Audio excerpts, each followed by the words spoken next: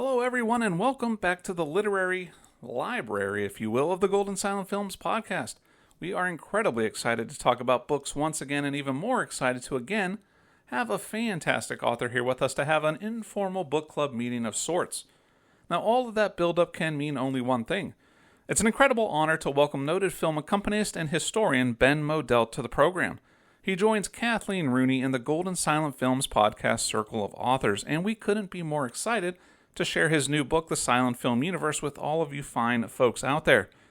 Before we open our dog-eared and highlighted copy of the book, let's talk about the regular Golden Silent Films podcast social media outlets.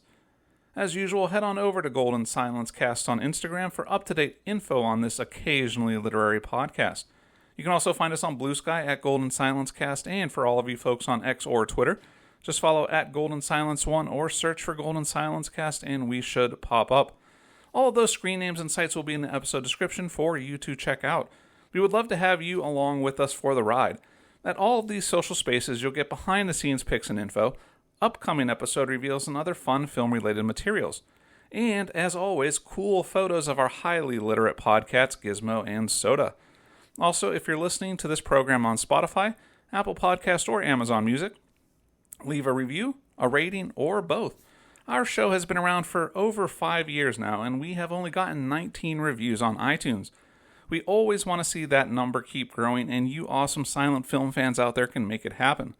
All of those ratings and reviews help so much, so live your best writerly life and help our show grow and reach fellow silent film fans by writing some deep and profound reviews of the show. Dropping those reviews gives us more exposure in the world of podcasts and lets us know how we can improve. As always, we are so incredibly grateful for the feedback and always want to bring you guys the best show humanly possible. And do subscribe to the Golden Silent Films podcast. While our output can be a bit sketchy, if you're subscribed, you're never going to miss an episode, and the moment new content drops, it's going to go straight to your listening device of choice. Now, we are smack dab in our 5th season and don't want you to miss a moment. And we would also be remiss if we didn't mention our YouTube channel and its exclusive silent film content. Episodes of the podcast are uploaded there, as well as new and exclusive short-form content. Whether you're catching new short-form episodes or you want to relive past movie discussions, just search for the Golden Silent Films podcast and we will pop right up. Now, while we're talking about YouTube, please do us a solid and click on over and like and subscribe. We hear it's what all the cool YouTubers ask for, and if I remember correctly, hit that notification bell. It's all about engagement and algorithms with YouTube, so we want to thank you guys all so very much for supporting us on all our various platforms. One of the best parts of making this podcast is being able to read. And when I say read, I mean really get to read. From histories to analyses to biographies, there are just so many books out there covering so many diverse topics. It really is an adventure picking through all this stuff to read, and I quickly learned that this is as much a book podcast as it is a movie podcast. And both components together really make for a complete experience. The watching and reading are such great complementary things that go together so incredibly well. And it was a complete shock and surprise to see Ben Modell had entered those ranks of the silent film author. Now, I've been a fan of his works for quite some time now, whether it's his performances accompanying films or producing new silent film releases on DVD and Blu-ray through his Undercrank Productions. On top of that, there is his wonderful silent film music podcast, so I suppose becoming a writer was the logical next step. Now, there was no way I was going to miss reading his book, and I was incredibly excited to chat him up and find out more about his adventures in the literary world.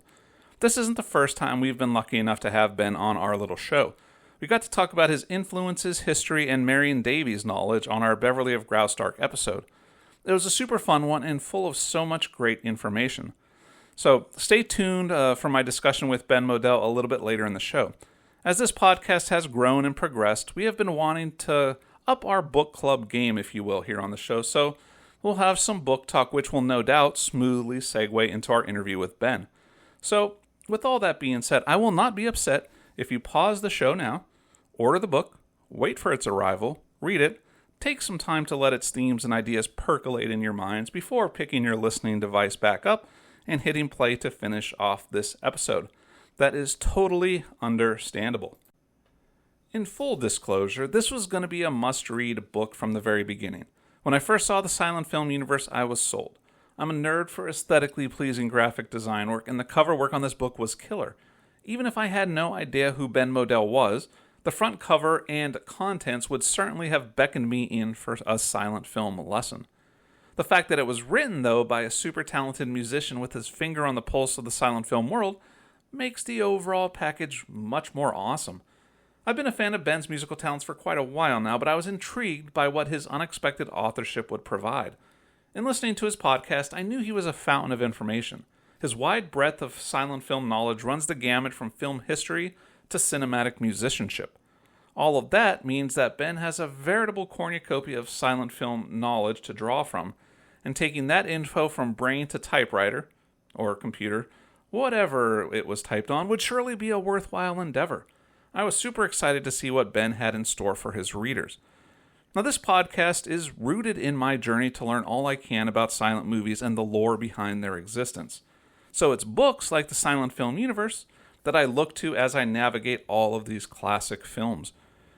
Knowing he is a monster of silent film music, if I may say, I went into the book expecting a dissertation on the conjunction of film and music. But checking out the previews and the synopsis, I was super surprised to see that the silent film universe really was an all-encompassing look at the history and processes of silent film. I was intrigued to see the silent movie world, or universe, as the case may be, from the perspective of Ben Modell. I was not disappointed by the silent film universe in the slightest. In fact, I flew through it, eagerly devouring every factoid and historical note. One of the coolest things about this book is that it's a perfect book for the silent film viewer, be it veteran or rookie. It's a tough balancing act to keep both audiences hooked and invested, and Ben has managed that feat expertly. In my chat with Ben, we talk about that inclusiveness and wide scope, in addition to a whole host of other topics inside and outside of the book. And, spoiler alert, I may or may not be interviewed during the interview. Now, I'm quasi-knowledgeable in the realm of silent movies and found myself constantly learning new things and seeing old things from a fresh new perspective. As I read his book, I found that Ben Modell was able to put ideas and concepts I've had rolling around in my brain, but unable to articulate, into the words I'd always struggled with. My reading of the silent film universe was such a refreshing experience in a world where some historical and biographical tomes can be stiff, stuffy, and filled with emotionless information. Over the course of its slim and trim 211 pages, you'll see that this is the exact opposite of those heavy works. Not that those other books are bad or not worth reading, not even close. It's just that Ben brings a new point of view to a genre that is so greatly appreciated. There were even segments and chapters covering topics like film speed that I knew nothing about. I'm terrible at math, but Ben was able to take the concepts of film speeds and really lay them out for a simpleton like me. In our chat later, we go a little more in depth into that film speed bit, but for now, I will simply say it was incredibly enlightening. It really opened my eyes to something completely new, and it really was a result of some top-tier sleuthing by the author. But I feel like that's enough of me talking. We are blessed and honored to have Ben Modell join us for a great chat about his book, his music, and a lot more silent film minutia. So, I suppose without further ado, let's let the silent film chat commence.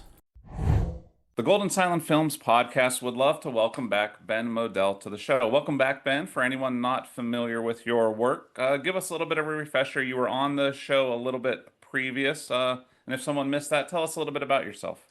Oh, well, first, Stuart, thanks so much for having me on the show. My name is Ben Modell. I am a silent film accompanist, historian, and presenter. And in addition to making a living, quote unquote, as a film accompanist, I've also just published a book called The Silent Film Universe. I also teach a course on silent film at Wesleyan University. Now, let's talk about, you do a lot of great musical stuff, and we've talked about that in the past on the show, but you have recently taken a move from written music to the written word with your new book, The Silent Film Universe. So, I am a reader and researcher into the world of silent film, and I've come across some very dense and heavy tomes and really like academic stuff. One of the things I loved about your book was it had so much great info, but it was really written in an incredibly approachable and light way. Tell us a little bit about your book and your vision for it and your approach to writing it. Well, first of all, thank you very much. You've nailed something which is I am not an academic. I'm not a scholar, and I have the same difficulty you have reading some of those books where you need two dictionaries and a thesaurus to get through every other page. Um, and I the book really had its origins in a very long series of blog posts that I wrote in 2021. Don't know what compelled me uh, to to pick this subject, but it was something I felt I knew. It's kind of the basis of the class that I teach, where we look at this visual storytelling language and its interaction with us, the viewer, and how that progresses and becomes more and more rich and expressive throughout uh, the period of maybe 1910 to 1929. So it was written initially. The first draft was the blog. It was very bloggy, as I'll call it, informal sort of way. And then I actually, interestingly, along the same lines, where I would get stuck, and when I worked with my copy editor, when the manuscript was finalized and ready to go through a copy editor, a lot of the times there were things that she would pick up on that either needed rewording or clarification, and she would point them out to me, and I would say, "Oh, I was just trying to be a fancy writer there. Let me turn that back into the way I talk."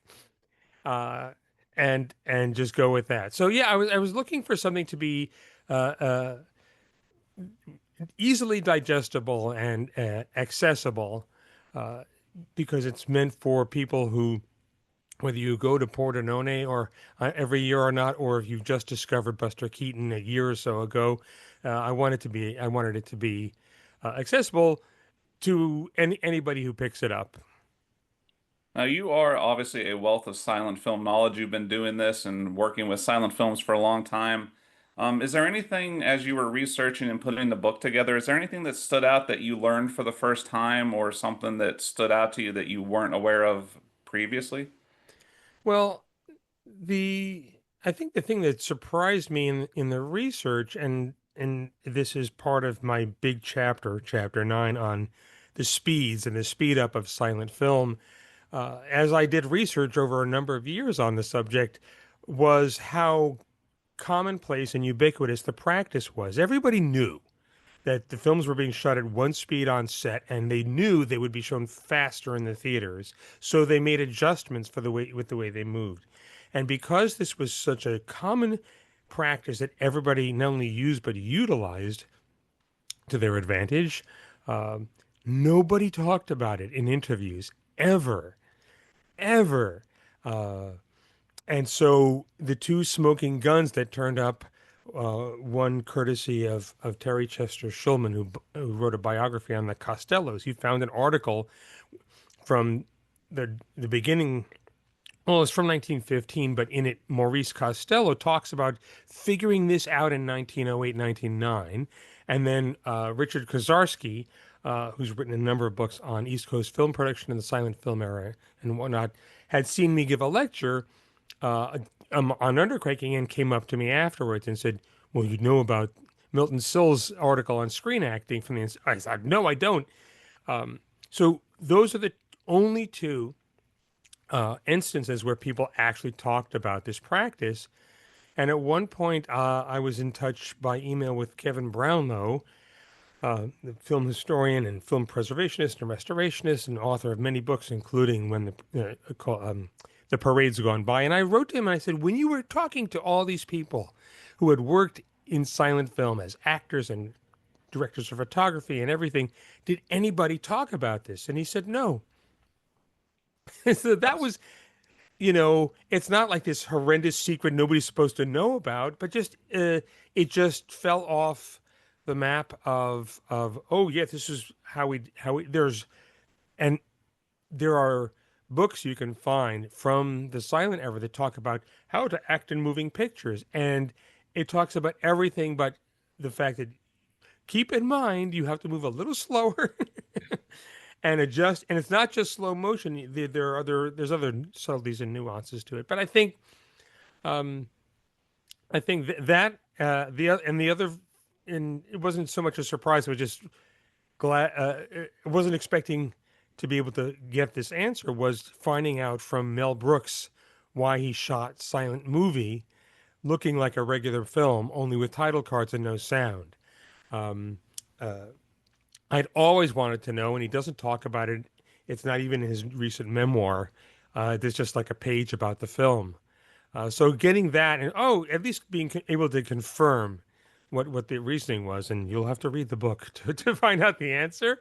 Um, but the rest of yeah, uh, as far as the subject matter, that, and then how hard it is to write a book. That was the thing that was really the sad surprise. It was like And it's really gut wrenching. Oh my gosh. I figured, because actually you actually answered my next question. I was going to talk about the speed and the Yeah. per second and stuff, and I Yeah. figured that my last question might naturally go that direction. But that was one of the most fascinating chapters of the book. That was something I had no clue or really even thought that much about. And it was pretty eye-opening and definitely gave me something to look at and look for, like as I watch silent movies going forward from speeds to frames per second. Yeah. It was definitely Yeah. something new to me.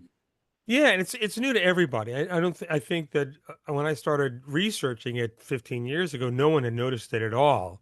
And the more I researched it, the more I played around with it and thought about it, I realize in the same way that nobody ever talked. Again, I think because no one ever spoke about it in interviews, it's something we've never been aware of, and also because, and my mom read the book and liked it. And she said, "Do I need to know how many frames per second? Am I supposed to be aware of that?" I said, "Actually, it was a good question." And I said, "Actually, no." And I think that's the thing about this principle, this undercranking is used in silent film, is that it because it looks normal, we're not aware that there's anything going on, and so it's something that's brand new to everybody, I think. And so I took the opportunity to just go into it as much as possible and not shorten that chapter, just leave it all there because it hasn't been covered before. Is there anything that you learned that, as a piano player and as a film accompanist, is there anything you learned that has informed your accompanying of silent films, or vice versa, or your accompanying of silent films, inform anything you wrote in the book?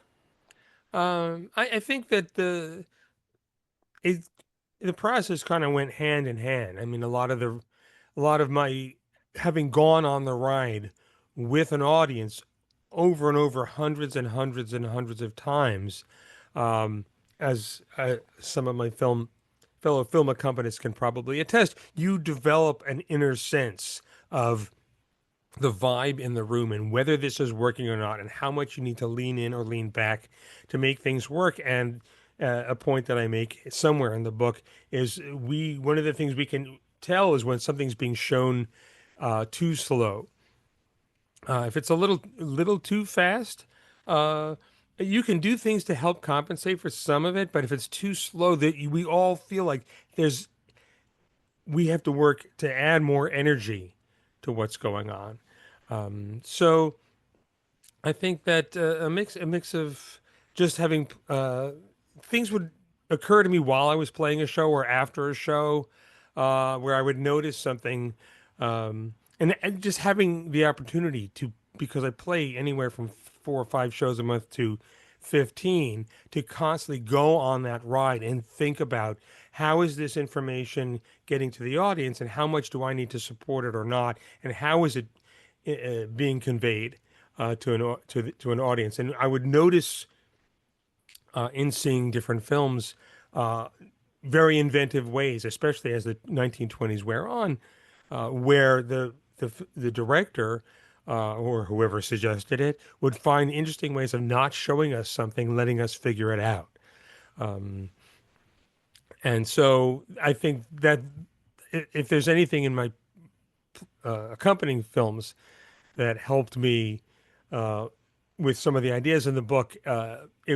Not related to the music, but I think again, because I was going on the ride inside the film with the audience, it helped me become because I was in a mindful way of being aware of it, pick up on more things.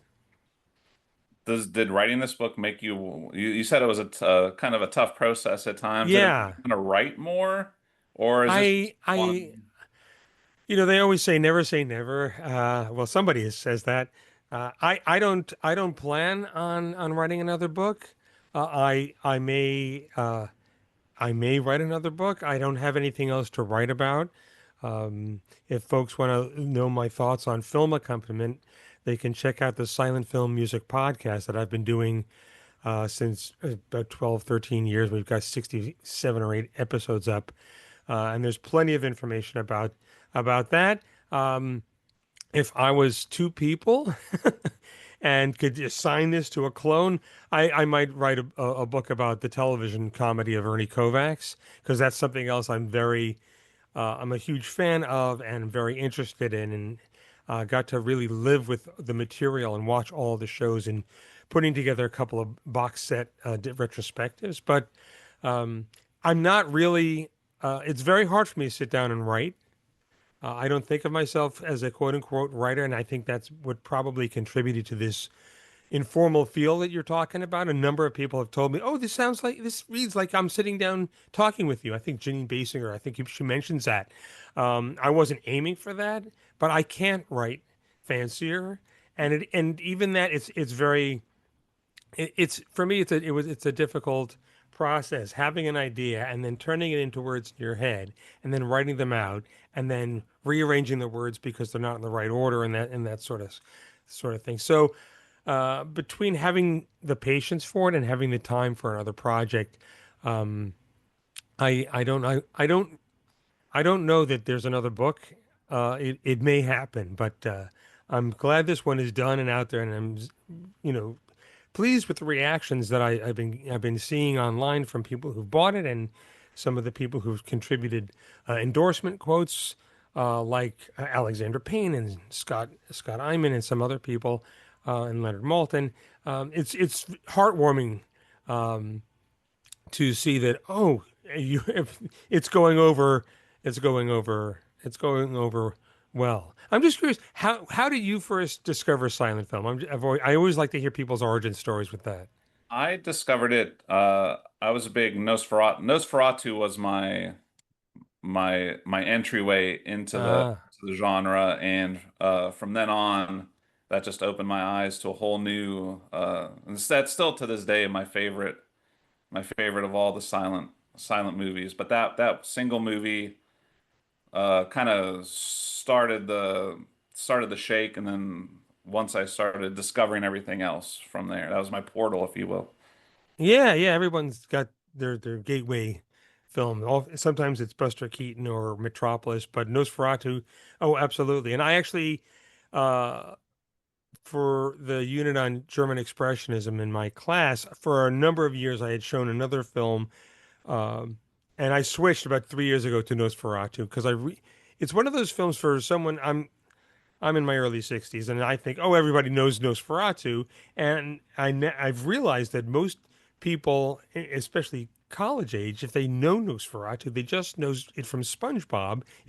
But they haven't seen the whole thing, and it is a great example of German Expressionism, and it is a film that everyone learning about silent film should see. And you know, I've done shows of Nosferatu at Halloween time because it is often trotted out around then, and it's a huge draw. People come in, and it is.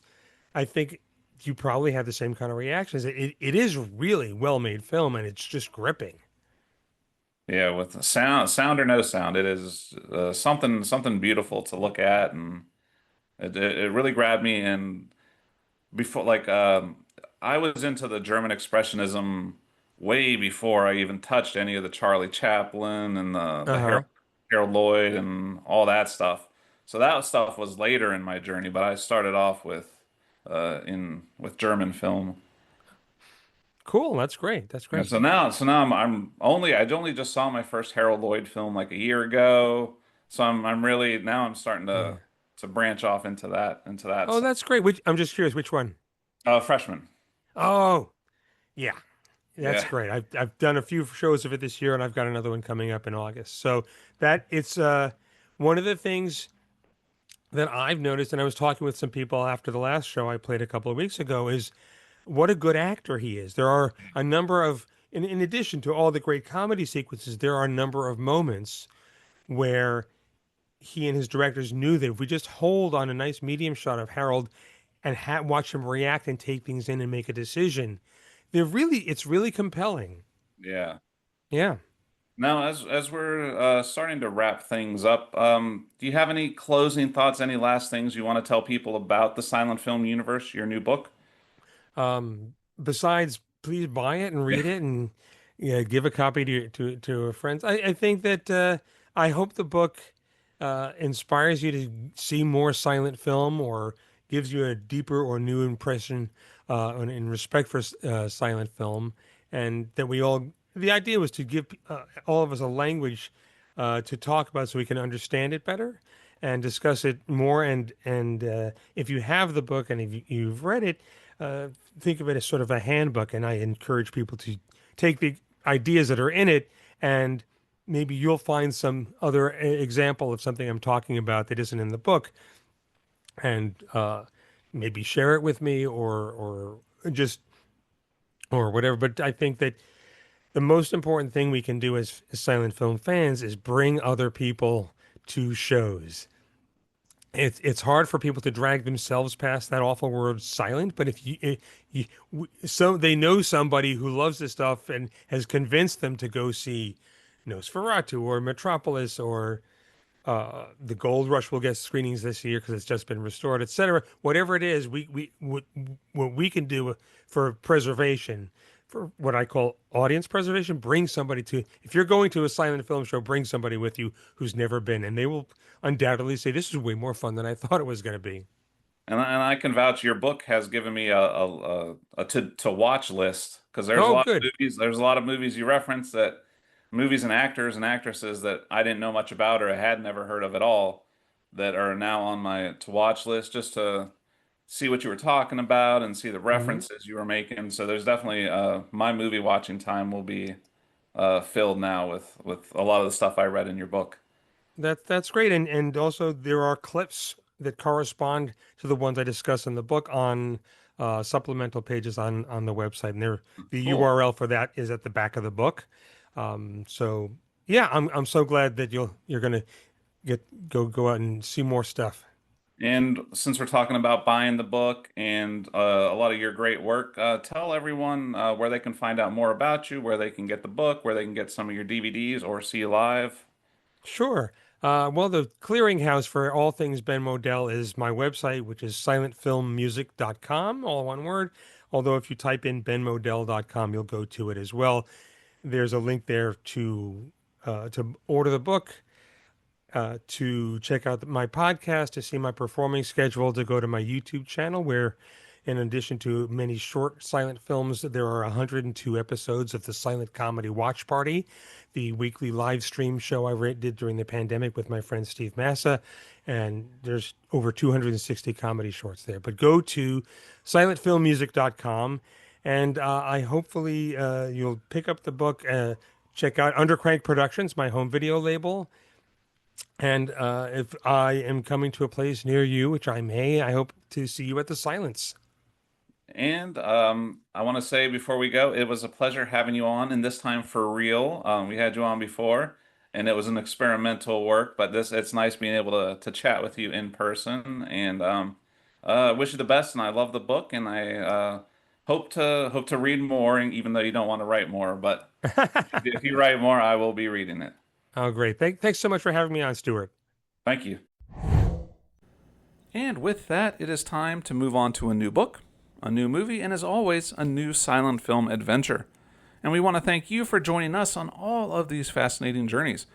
There are a lot of movie and history podcasts out there, and we can't thank you enough for spending your valuable podcast listening time with us. And we have to send a huge thank you out to the multi-hyphenate man himself, Ben Modell, for being so incredibly gracious and helping with bringing our interview into existence. Live in-person interviews are far from a specialty here at the podcast, and he really put us at ease and coaxed out a hopefully great interview. Now, Ben is incredibly talented and has done so much cool stuff, and being a writer is only his newest title. Whether it's his silent film music podcast or his lectures and live performances, show Ben some much-deserved love and support his great work keeping silent films alive and vital for audiences of today. And obviously, we cannot recommend his book enough. It is a great read, and you're going to learn so much and have so much fun doing so. On that topic, you can get Ben's fantastic new book, The Silent Film Universe, at all major booksellers, including Amazon. Also, be sure to follow all of Ben's musical adventures. If you want to see all the cool films and projects Undercrank Productions is working on, look no further than undercrankproductions.com and silentfilmmusic.com. At those locations, you can keep up to date on a host of live performances and DVD and Blu-ray releases and news. It is all really cool stuff and worth keeping an eye on. Did you enjoy our second book discussion episode? What were your favorite bits of Ben Modell's new book? What silent film-related book should we check out next? Have you written a book that shines a spotlight on the silent film world? Let us know all of that and more at the various social media spots of the Golden Silent Films podcast. On that note, if you've forgotten, we're on Instagram, Bluesky, and Twitter. Let us know what you thought of this episode. What silent and silent-related movies or books, past or present, do you want us to look at next? Our world of silent movie knowledge and experience is constantly expanding, and we need your input for our future episodes here and beyond. You can always find us at Golden Silence Cast on Instagram and Bluesky, and at Golden Silence 1 on Twitter, and now on YouTube. And if you listen to the show on Apple Podcasts, Spotify, Amazon Music, or any other podcast outlet that allows it, subscribe, rate, and review. And if you're watching it on YouTube, like, subscribe, and comment. It does a lot for our visibility, and we love hearing your thoughts and ideas. We really, really appreciate all of your incredible support, and seeing how much you folks out there are listening always makes us want to push to make bigger, better, and more epic episodes. So, with all that being said, thank you so much to all of you fine listeners for all of your fine listening. And don't forget, the silents are golden, and the talkies, they're just a fad. And read books,